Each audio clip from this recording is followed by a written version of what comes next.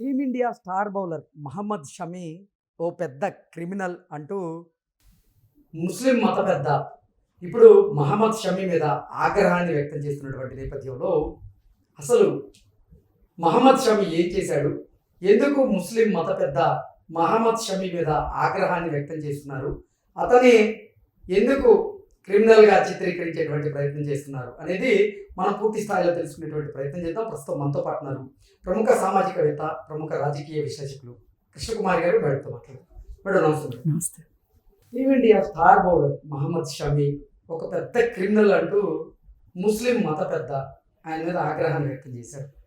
ఏంటి మేడం కారణం ఏంటి? అసలు మహమ్మద్ షమీ ఏం తప్పు చేశాడు, ఎందుకు మహమ్మద్ షమీని ఒక పెద్ద క్రిమినల్గా చిత్రీకరించేటువంటి ప్రయత్నం ఆ మతానికి చెందినటువంటి మత పెద్ద చేస్తున్నారు అంటే ఏం చెప్తారు? ఇది పవిత్ర రంజాన్ మాసం. ఈ 40 రోజులు వాళ్ళు ఉపవాసం ఉండాలి, ఉపవాస దీక్ష, రోజా. అంటే హిందూస్లో కూడా కార్తీక మాసంలో ఉపవాసాలు ఉంటాయి, అట్లాగే క్రిస్టియన్ మతంలో కూడా ఉపవాసాలు ఉంటాయి. కరెక్ట్గా నాకు నెల ఐడియా లేదు, కానీ ఉపవాసం ఉంటుంది, వాళ్ళు కూడా దీక్ష చేస్తారు.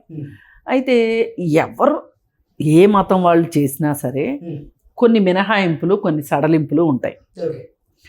కాకపోతే ఈ ముస్లిం మతం చిన్నది, తక్కువ సంఖ్యలో ఉన్నారు. ఒక మైనారిటీ మతం అనుకోండి, అది ప్రపంచవ్యాప్తంగానే ఒక మైనారిటీ మతం. ఎప్పుడు కూడా మైనారిటీలు ఒక ఎక్కువ రూల్స్ రెగ్యులేషన్స్ పెట్టుకుంటారు, కాస్త రిజిడ్గా ఉంటారు. మనం ఒక చిన్న సడలింపు ఇచ్చామనుకోండి, అది ఇంకొకరికి ఇంకొంచెం అవకాశాన్ని ఇస్తుందేమో, ఇంకొకళ్ళు చూసి నేర్చుకుంటారేమో, అనే ఒక భయం, భక్తి చాలా ఎక్కువ ఉంటుంది. వాళ్ళు అందుకే మతాన్ని చాలా చిన్నప్పటి నుంచే నూరిపోస్తారని నేను అనను, కానీ మతాన్ని ఆచరించేలాగా పెంచుతారు. వాళ్ళ బ్రాటప్పే, పెంచే విధానమే ఎలా ఉంటుంది అంటే, ఇప్పుడు ఒక వయసు వచ్చిన తర్వాతనే మతం ఇంటర్వెన్షను అని వేరే మతాల వాళ్ళు అనుకుంటారు, కానీ ముస్లిం మతం వాళ్ళు అట్లా అనుకోరు. వాళ్ళు పుట్టిన దగ్గర నుంచి మతం నూరిపోస్తారు. వాళ్ళు అసలు మతాన్ని పరిచయం చేయకోకుండా మతాన్ని, మనిషిని వేరువేరుగా ఉంచరు వాళ్ళు. అది ఆకలిని నేను ఓర్చుకోగలను అన్న పిల్లవాడి దగ్గర నుంచి, నేను తినకపోయినా బతకగలను, ఆకలిని నేను తట్టుకోగలను అనే వయసు వచ్చే వరకు, అంత పెద్దవాళ్ళు, ఇంత చిన్నవాళ్ళ దగ్గర నుంచి అంత పెద్దవాళ్ళ వరకు అందరూ ఈ రోజా పాటిస్తారు. దీనికి మినహాయింపులు ఉన్నాయి. ఇంతకుముందు ఇన్ని లైఫ్ స్టైల్ డిసీజెస్ లేని రోజుల్లో కేవలం ఎవరికంటే గర్భిణీ స్త్రీలకి, బాలింతరాళ్ళకి, అంటే పాలిచ్చే తల్లికి ఈ మినహాయింపు ఉండేది. అలాగే కొంచెం మహిళలు వాళ్ళ మంత్లీ టైంలో కూడా వాళ్ళు చేయకూడదు, ఇలా ఉండేవాళ్ళు. అయితే ఇప్పుడు లైఫ్ స్టైల్ డిసీజెస్ వచ్చినాయి మనుషులకి. ఏంటి? Sugar, diabetes. ఇప్పుడు డయాబెటీస్ ఉన్నవాళ్ళు ఇంత లాంగ్ ఉపవాసం చేశారనుకోండి, ఏమవుతుంది? వాళ్ళ హెల్త్ డౌన్ అవుతాయి. అందుకని వాళ్ళు ఏం చెప్పారు, శుక్రవారం వాళ్ళకి చాలా పవిత్రమైన దినం మామూలుగా కూడా. అలాగే రంజాన్ మాసంలో శుక్రవారం మరీ ఇది. అందుకని శుక్రవారాలు మాత్రమే రోజే చేసేవాళ్ళు ఉంటారు కొంతమంది. ఎందుకంటే ఆ 5 రోజులు కూడా చేయకపోతే అమ్మో అల్లా క్షమించడు అనేది వాళ్ళకు ఒక భయము, భక్తి ఉన్నాయి మతం పట్ల. మరి ఇప్పుడు మనం క్రీడాకారుల దగ్గరికి వద్దాం. ఇప్పుడు ఈ క్రీడాకారుల విషయంకి వచ్చేసరికి, ఇప్పుడు ఆ అబ్బాయికి లైఫ్ అండ్ డెత్, షమీకి. ఇప్పుడు తన ప్రొఫెషన్ అక్కడ, తన జీవితం. ఇప్పుడు దానికోసం అతని జీవితాన్ని ఫణంగా పెట్టాడు. ఇప్పుడు ఒక రకంగా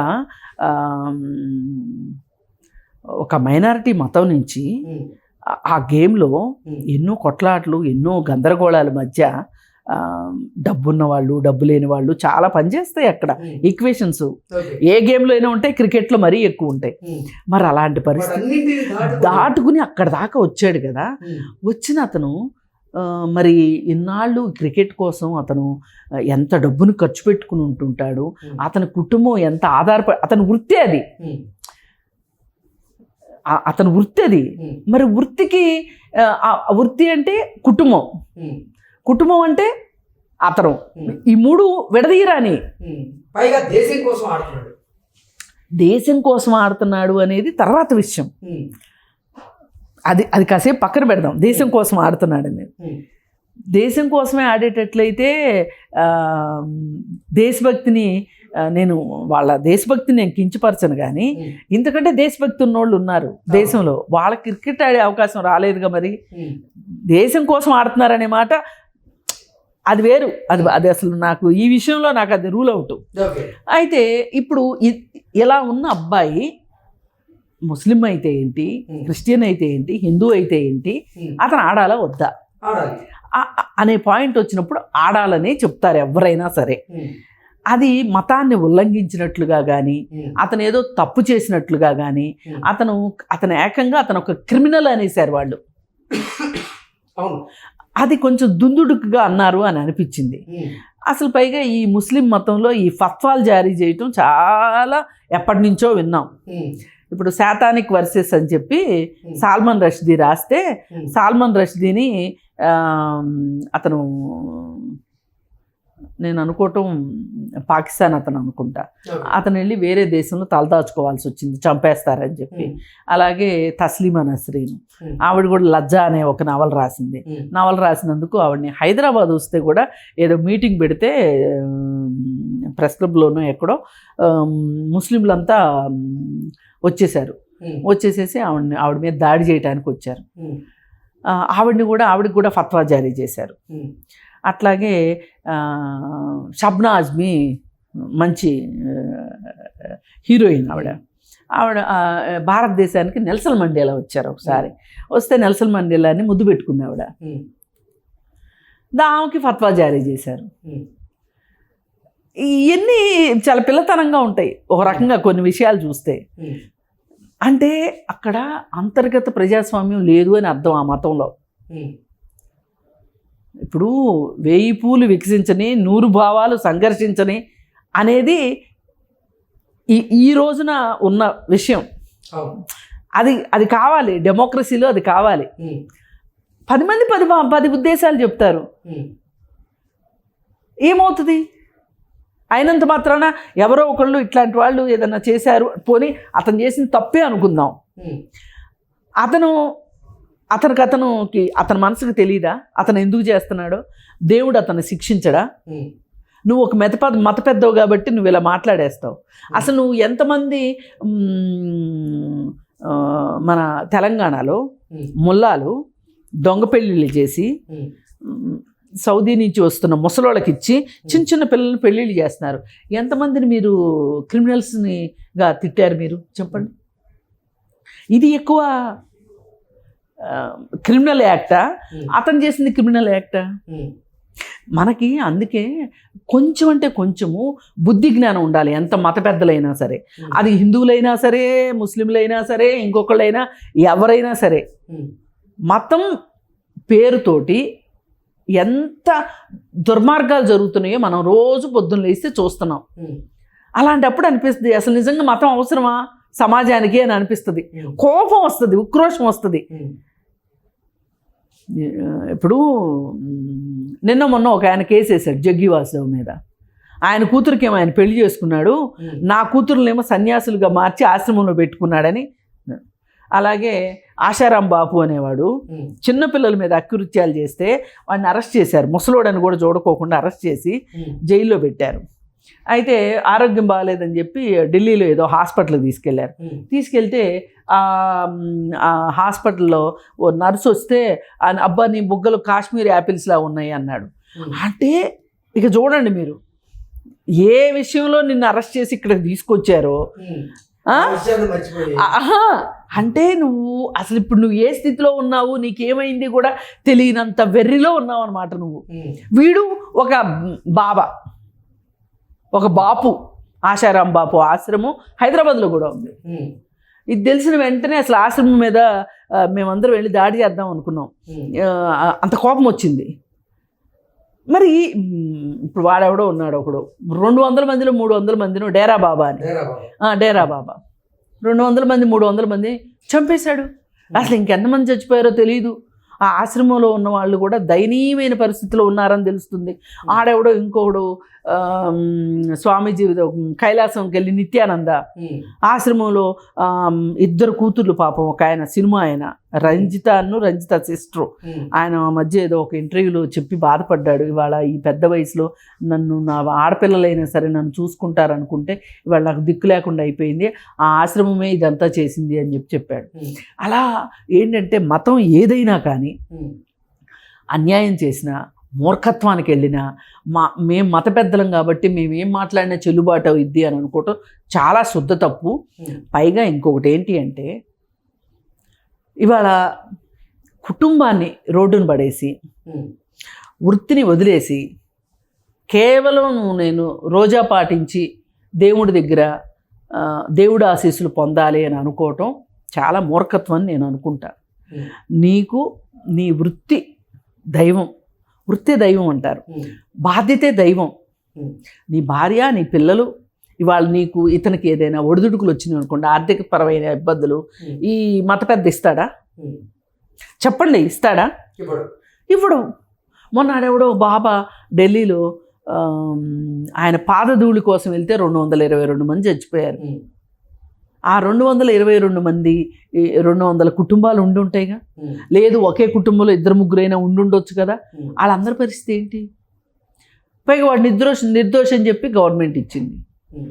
నేను ఎందుకు అంటున్నానంటే ఈ మూర్ఖత్వం పనికిరాదు. అంటే ఇప్పుడు మహమ్మద్ షమీ రోజా ఉండని కారణం చేతనే ఇప్పుడు ముస్లిం మత పెద్ద షమీని ఒక క్రిమినల్గా పోల్చాడు. అది తప్పంటాను నేను. ఎందుకంటే అతను ఒక వృత్తిలో ఉన్నాడు, వృత్తికి న్యాయం చేయాలా? మళ్ళీ అలాగే కుటుంబం ఉందా అతనికి? పిల్లలు ఉన్నారా? అతను ఒక క్రికెట్ కెరీరు జీవితం అంతా ఉండదు. ఇప్పుడు 2 సంవత్సరాల తర్వాత క్రికెట్ నుంచి రిటైర్ అయ్యాడు అనుకోండి, రంజాన్ వస్తే రోజా ఉంటాడు, ఏమవుతుంది? ఇప్పుడు ఈ రోజా టైంలో ఎగ్జామ్స్ వచ్చినాయి అనుకోండి, పిల్లలు తిండి తినకుండా ఎగ్జామ్ మానేసి కూర్చోవాలా? ఇదేనా మతం చెప్పేది? కాదు. వీళ్ళు కావాలని వీళ్ళ మత పెద్దలకి ఏదో చాలా పవర్ ఉంది అని చెప్పి ఆ పవర్ ఇంపోజ్ చేయాలని చూస్తున్నారు, వాళ్ళ మీద బలవంతంగా రుద్దాలని చూస్తున్నారు. పైగా అంతర్జాతీయంగా ఈ ముస్లిం పెద్దలు ఉంటారు కదా, వాళ్ళందరి ముందు చూడండి మేము మా దేశంలో ఒక క్రికెటర్ మీదే మేము ఇంత పెద్ద చర్య తీసుకున్నాం, ఇలా మాట్లాడామని గొప్పలు చెప్పుకోవడానికి తప్పితే దేనికి పనికిరాదు. మనమైతే మటుకు ఖచ్చితంగా షమీ డ్రింక్ తాగాడా, భోజనం చేశాడా, ఏం చేశాడు?